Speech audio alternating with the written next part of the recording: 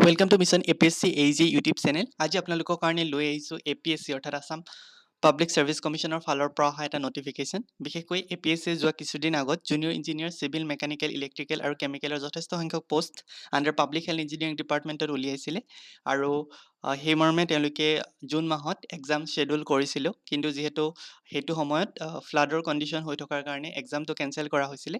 আজি পুনৰ এপিএসচিয়ে এখন অফিচিয়েল নটিচৰ যোগেদি জনাইছে যে যিটো এক্সাম হ'বলৈ আছিলে জুন মাহত, সেই এক্সামটো জুলাইৰ 14ত হ'ব, অৰ্থাৎ 14 জুলাই 2024ত তেওঁলোকে junior engineer civil mechanical electrical আৰু কেমিকেল এইকেইটা ব্ৰাঞ্চৰ ডেট ফিক্স কৰিছে।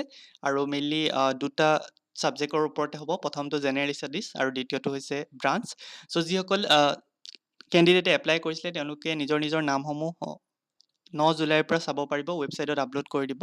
আৰু এডমিট কাৰ্ডসমূহ কেতিয়া ডাউনলোড কৰা হ'ব সেইখিনিও ইয়াতে লিখি থৈছে। The E admission certificate will be uploaded on 9 July, অৰ্থাৎ 9 জুলাইত তেওঁলোকৰ যিখিনি এডমিট কাৰ্ড হয় সেই এডমিট কাৰ্ডখিনিও আপলোড কৰা হ'ব। চ' এইখিনি আছিলে মেইনলি এপিএসচিৰ ফালৰ পৰা অহা নটিফিকেশ্যনছ। চ' এনেকুৱা ধৰণৰ টেকনিকেল জব আপডেটৰ নটিফিকেশ্যন পাই থাকিবলৈ চেনেলটো ছাবস্ক্ৰাইব কৰিব পাৰে। Thank you for ৱাটছিং।